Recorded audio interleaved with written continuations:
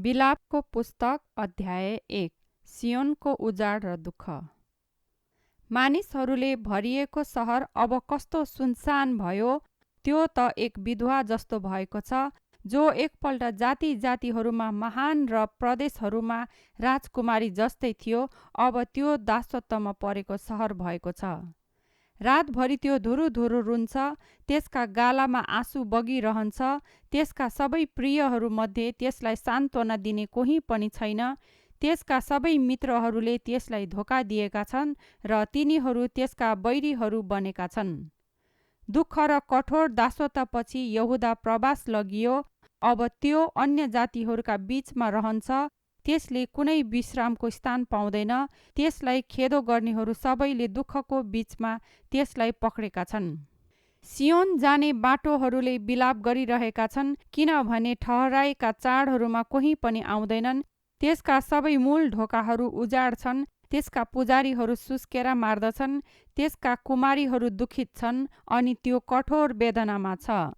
त्यसका शत्रुहरू त्यसका मालिक भएका छन्, त्यसका विरोधीहरू आराममा छन्। त्यसका धेरै पापहरूले गर्दा परमप्रभुले त्यसलाई दुःख दिनुभएको हो।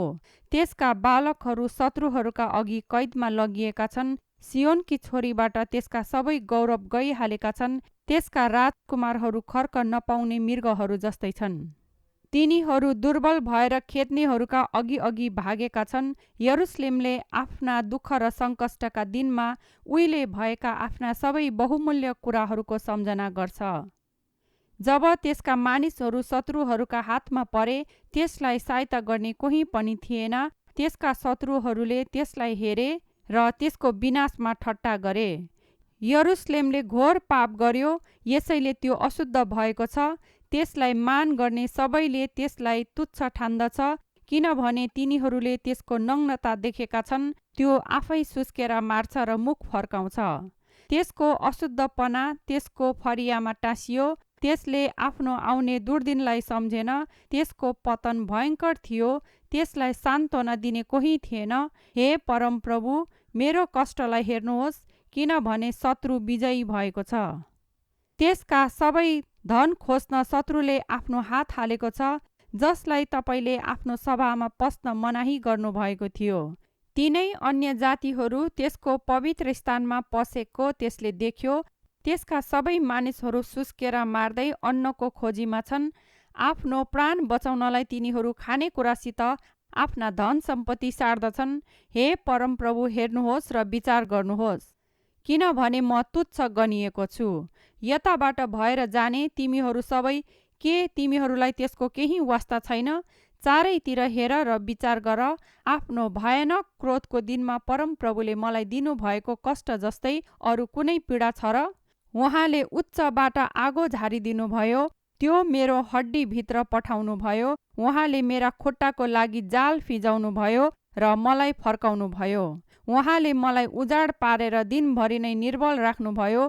मेरा पापहरू एक जुवामा बाँधिएका छन्। उहाँकै हातद्वारा ती बाँधिए, ती मेरो काँधमा राखिएका छन्। परमप्रभुले मेरो बल घटाउनु भएको छ। उहाँले मलाई तिनीहरूका हातमा पारिदिनुभयो, जसको म सामना गर्न सक्दिन। परमप्रभुले मेरा सबै योद्धालाई बहिष्कार गर्नुभएको छ। मेरा जवान मानिसहरूलाई धुलो पिठो पार्नलाई मेरो विरुद्धमा उहाँले फौज जम्मा गर्नुभएको छ। उहाँको कोलमा दाग झैँ परमप्रभुले यहुदाकी कुमारीलाई पेल्नु भएको छ। यी सबैको कारणले म रुँदैछु। मेरो आँखाबाट आँसुको धारा बग्छ। मलाई सान्त्वना दिन मेरो नजिक कोही छैन। मेरो आत्मा पुनर्जीवित गराउने कोही छैन। मेरा बालकहरू बेसारा छन्, किनभने शत्रु प्रबल भएको छ। सियोन बिन्ती गर्नलाई आफ्नो हात पसार्छ, तर त्यसलाई सान्त्वना दिने कोही छैन। परमप्रभुले याकुबको विरुद्धमा त्यसका छिमेकीहरू त्यसका शत्रु हौन् भनी हुकुम गर्नुभएको छ। तिनीहरूका बीचमा यरुशलेम एक अशुद्ध थोक भएको छ। परमप्रभु धर्मी हुनुहुन्छ, तरै पनि म उहाँको विरुद्धमा बागी भएको थिएँ। हे सबै जातिहरू, सुन र मेरो कष्टलाई हेर। मेरा कुमारीहरू र जवान मानिसहरू निष्कासित गरिएका छन्। मैले आफ्ना प्रेमीहरूलाई बोलाए, तर तिनीहरूले मलाई धोका दिए। आफ्नो बल पुनर्प्राप्त गर्नलाई खानेकुरा खोजेर नपाउँदा सहरमा मेरा पुजारीहरू र धर्मगुरुहरू नष्ट भए। हे परमप्रभु, हेर्नुहोस्, म दुःखमा परेको छु। म साह्रै बागी भएको कारणले मेरो प्राण म भित्र मडारिन्छ, मेरो हृदय म भित्र छटपटिन्छ। बाहिर तरवारले शोकित पार्छ, भित्र मृत्यु मात्र छ। मानिसहरूले मेरो सुस्केरा सुनेका छन्, तर मलाई सान्त्वना दिने कोही छैन। मेरा सबै शत्रुहरूले मेरो विपत्तिको कुरा सुनेका छन्। तपाईँले यसो गर्नुभएकोमा तिनीहरू खुसी छन्। तपाईँले घोषणा गर्नुभएको दिन ल्याउनुहोस् र तिनीहरू पनि म जस्तै हौन्। तिनीहरूका सबै दुष्ट कामहरू तपाईँको सामु आउन् अनि मेरा सबै पापहरूको कारण मलाई गर्नुभए झैँ तिनीहरूमाथि पनि त्यस्तै व्यवहार गर्नुहोस्। म धेरै सुस्केरा मार्दछु अनि मेरो मन निर्बल छ। बिलाप अध्याय 2। सियोनको अफसोस। परमप्रभुले आफ्नो रिसमा सियोनकी छोरीलाई कसरी घोर अन्धकारले ढाकिदिनु भएको छ। इस्राएलको गौरवलाई उहाँले आकाशदेखि पृथ्वीमा खसालिदिनु भएको छ। उहाँले आफ्नो रिसको दिनमा आफ्नो पाउदान सियोनलाई पनि सम्झनु भएको छैन। याकुबका सबै वासस्थानहरूलाई परमप्रभुले कति पनि नठिठ्याएर नाश गर्नुभयो। आफ्नो क्रोधमा उहाँले यहुदाकी छोरीका किल्लाहरू भत्काइदिनुभयो। त्यो राज्य र त्यसका राजकुमारहरूलाई उहाँले भुइँमा ढालेर अपमानित तुल्याउनुभयो। आफ्नो भयङ्कर रिसमा उहाँले इस्राएलका सबै शक्तिलाई नाश गर्नुभयो। शत्रुकै सामुन्ने उहाँले आफ्नो दाहिने हात हटाउनुभयो। उहाँको प्रकोप याकुबमाथि चारैतिर भस्म गर्ने आगो जस्तै पर्यो। शत्रुले झैँ उहाँले आफ्ना धनुमा ताँदो चढाउनु भएको छ। विरोधी झैँ उहाँ खडा हुनुभएको छ। आँखालाई मन पर्ने जति कुरा प्रिय थिए ती सबैलाई उहाँले शत्रुलाई झैँ घात गर्नुभएको छ। सियोनकी छोरीको पालमा उहाँले आफ्नो रिस आगो झैँ पोखाउनु भएको छ। परमप्रभु शत्रु झैँ हुनुभएको छ। उहाँले इस्राएललाई नष्ट गर्नुभयो। उहाँले इस्राएलका सबै महलहरू नाश गर्नुभयो। त्यसका सबै किल्लाहरू भत्काइदिनुभयो। उहाँले यहुदाकी छोरीको शोक र बिलाप बढाइदिनुभयो। उहाँले आफ्नो पाल बारीको छाप्रो जस्तै भत्काइदिनुभयो। उहाँले आफ्नो भेट गर्ने ठाउँ नष्ट पार्नुभयो। परमप्रभुले सियोनका तोकिएका चाड र सबातहरू दुवैको सम्झना मेटाइदिनुभयो। आफ्नो भयानक रिसमा उहाँले राजा र पुजारी दुवैलाई तिरस्कार गर्नुभयो। परमप्रभुले आफ्नो वेदीलाई अस्वीकार गर्नुभएको छ। आफ्नो पवित्र स्थानलाई त्यागिदिनु भएको छ। त्यसका महलका भित्ताहरू उहाँले शत्रुको हातमा दिनुभएको छ। तिनीहरूले परमप्रभुको भवनमा नै तोकिएको चाडको दिनमा झैँ विजयको ध्वनि लगाएका छन्। परमप्रभुले सियोनकी छोरीको पर्खाललाई नष्ट गर्ने निश्चय गर्नुभयो। उहाँले फित्ताले त्यो नाप्नुभयो। त्यसलाई नष्ट पार्नदेखि उहाँले आफ्नो हात रोक्नु भएन। उहाँले गढी र पर्खाल दुवैलाई बिलाप गर्न लगाउनुभयो। ती दुवै एकैसाथ भत्के। त्यसका मूल ढोकाहरू भुइँमै भाँसिए। उहाँले त्यसका गजबारहरू भत्काएर नष्ट पार्नुभयो। त्यसका राजा र राजकुमारहरू अन्य जातिहरूका बीचमा निष्कासित छन् र व्यवस्था रहँदैन। अनि त्यसका अगमवक्ताहरूले पनि परमप्रभुबाट केही दर्शन पाउँदैनन्। सियोनकी छोरीका धर्मगुरुहरू भुइँमा मौन भएर बस्छन्। तिनीहरूले आफ्ना टाउकामा धुलो हालेका छन् र भाङ्रा ओढेका छन्।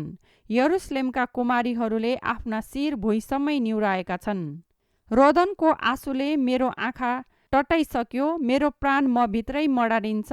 मेरो प्रजा नष्ट भएको कारणले नानीहरू र दुध खाने बालकहरू सहरका गल्लीहरूमा मुर्छा खाएको कारणले मेरो हृदय छिया भयो। जब सहरका गल्लीहरूमा घायल मानिस झैँ तिनीहरू मुर्छा पर्छन्, जब आफ्ना आमाहरूका काखमा तिनीहरूका प्राण शिथिल हुँदै जान्छन्, तब तिनीहरू आफ्ना आमाहरूलाई भन्छन्, अन्न र दागमद्ध कहाँ छन्? हे यरुसलेमकी छोरी, तेरो निम्ति म के भनौँ? म केसित तेरो तुलना गरौँ? हे सियोनकी कन्ये छोरी, सान्त्वनाको निम्ति तँलाई केसित तुलना गरौँ? तेरो चोट महासमुद्र जस्तै गहिरो छ। कसले तँलाई विषेक गराउन सक्छ र? तेरा अगमवक्ताहरूले देखेका दर्शनहरू झुटा र मूल्यहीन थिए। तेरो प्रवास हुन नदिन तिनीहरूले तेरो अधर्म प्रकट गरेनन्। तिनीहरूले तेरो निम्ति देखेका दर्शन झुटा र भरमाउने मात्र थिए। तेरो छेउबाट भएर जानेहरू सबैले तँलाई खुच्चिङ गरेर ताली बजाउँछन्। यरुशलेमकी छोरीको विरुद्धमा खिसी गरेर तिनीहरू शिर हल्लाउँछन्। के यो त्यही सहर हो जो परम सुन्दरी र सारा पृथ्वीको आनन्द भनी कहलाइन्थ्यो?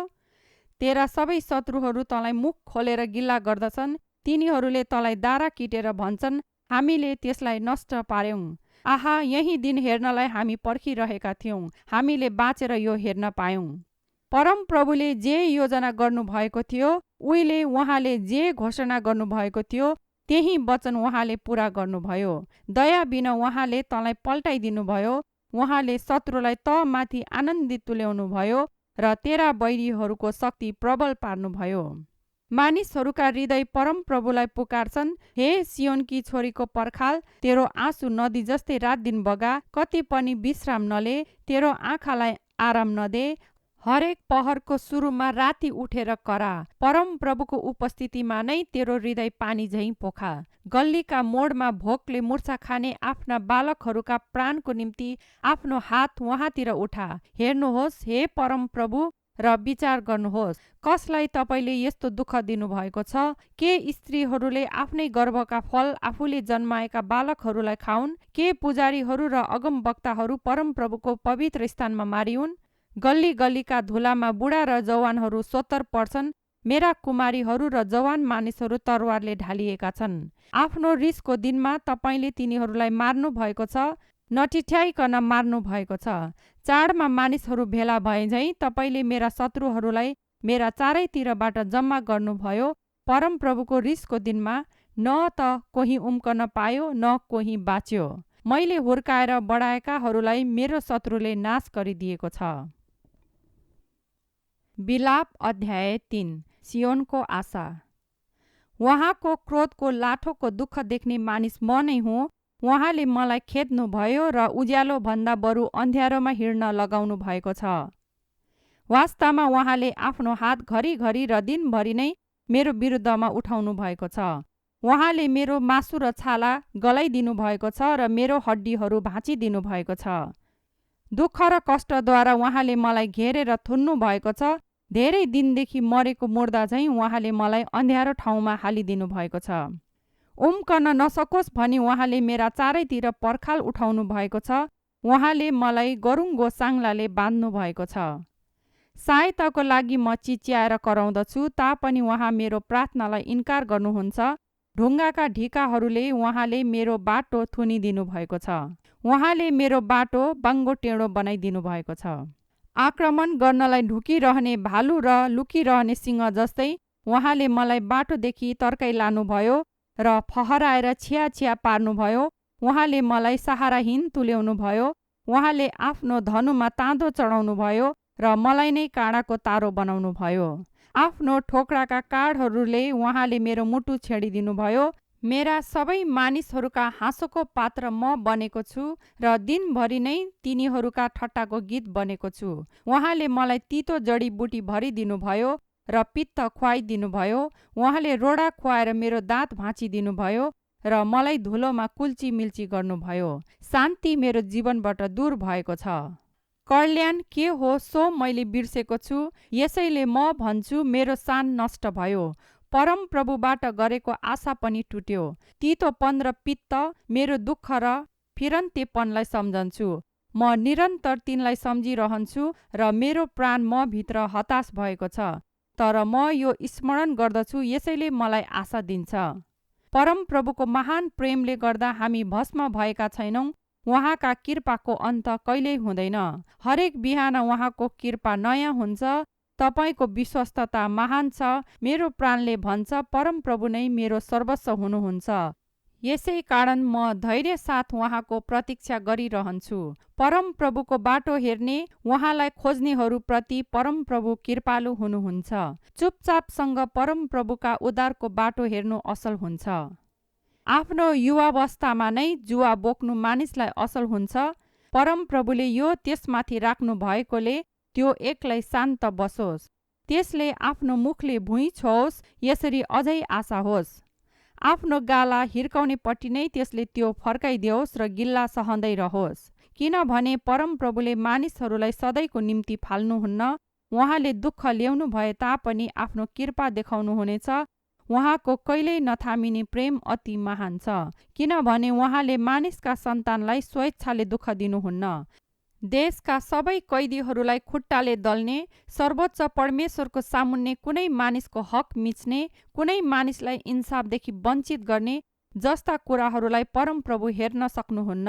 परमप्रभुले आज्ञा नगरुन्जेल कसले अराएको पुरा भएको छ? के सर्वोच्च परमेश्वरको मुखबाट विपत्ति र राम्रा कुराहरू निस्कँदैनन्? आफ्नो पापको दण्डको निम्ति मरणशील मानिसले किन गनगनाउने? हामी आफ्ना चाल जाँचेर हेरौँ र हामी परमप्रभुतिर फर्कौँ। हामी हाम्रा हात अनि हृदय स्वर्गका परमेश्वरतिर उठाउँ अनि भनौँ, हामीले पाप गर्यौँ, हामी बागी भयौँ र तपाईँले क्षमा गर्नुभएको छैन। तपाईँ क्रोधले पूर्ण हुनुभयो र तपाईँले हामीहरूको खेदो गर्नुभयो र दया नगरी हामीलाई मार्नुभयो। तपाईँ कहाँ कुनै पनि प्रार्थना नपुगोस् भनेर तपाईँले आफूलाई बादलले छोप्नु भएको छ। तपाईँले हामीलाई जाति जातिहरूका बीचमा फोहोरको थिग्रो र कसिङ्गर सरह तुल्याउनु भएको छ। हाम्रा सबै शत्रुहरूले हाम्रा विरुद्धमा मुख ठुलो खोलेर गिल्ला गरेका छन्। आतङ्क र खतरा, उजाड र विनाश हामीमाथि आइपरेका छन्। मेरो प्रजाको सर्वनाश देखेर मेरो आँखाबाट आँसुको धारा बग्छ। मेरा आँखाबाट बिना विश्राम आँसु निरन्तर बगिरहनेछ। जहिलेसम्म परमप्रभुले स्वर्गदेखि तल हेरेर देख्नुहुन्न, मेरो सहरका स्त्रीहरूको दुर्दशा देखेर मलाई दुःख लाग्छ। बिना कारण भएका मेरा शत्रुहरूले मलाई चरालाई झैँ शिकार गरी हिँडे। तिनीहरूले मेरो जीवन खाडलमा अन्त गर्न खोजे र म माथि ढुङ्गाहरू हाने। पानी मेरो कपालसम्मै आयो, मैले सम्झे मेरो अन्त आइपुग्यो। हे परमप्रभु, खाडलको गहिराइदेखि मैले तपाईँका नाउँको पुकारा गरे। तपाईँले मेरो बिन्ती सुन्नुभयो। छुटकाराको निम्ति मेरो पुकारप्रति आफ्नो कान बन्द नगर्नुहोस्। मैले तपाईँमा पुकारा गर्दा तपाईँ मेरो नजिक आउनुभयो र तपाईँले भन्नुभयो, नडरा।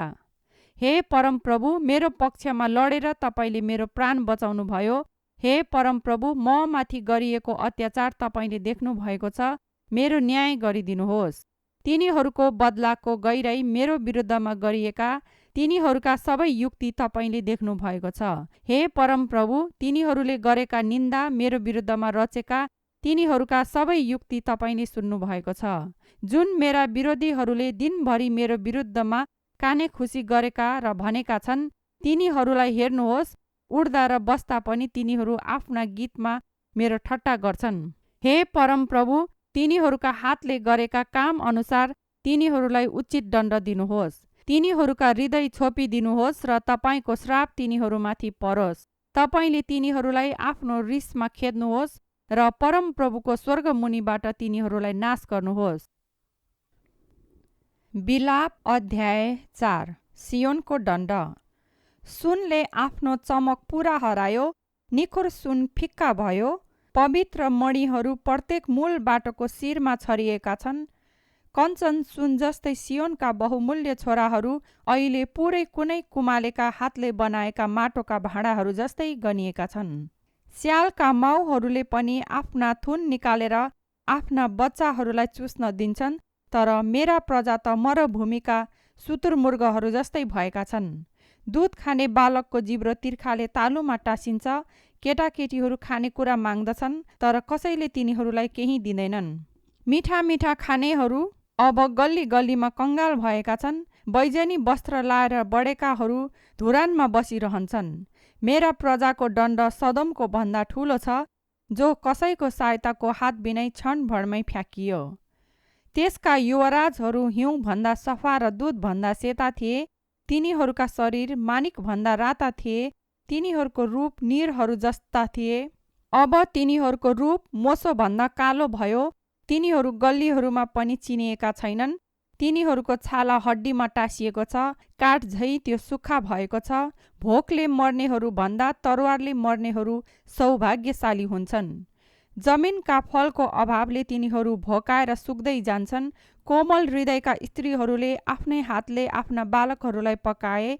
मेरा प्रजाको सर्वनाशमा तिनीहरूका नानीहरू नै आफ्नै आहार भए।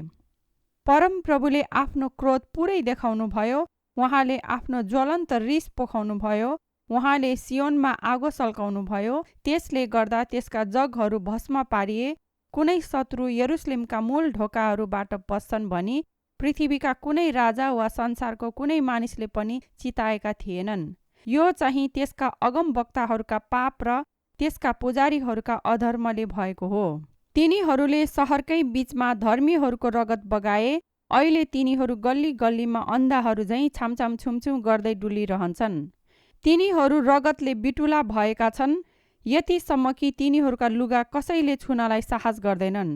मानिसहरू कराएर तिनीहरूलाई भन्छन्, जाओ हे अशुद्धहरू, दूर हौ, हामीलाई नछौ।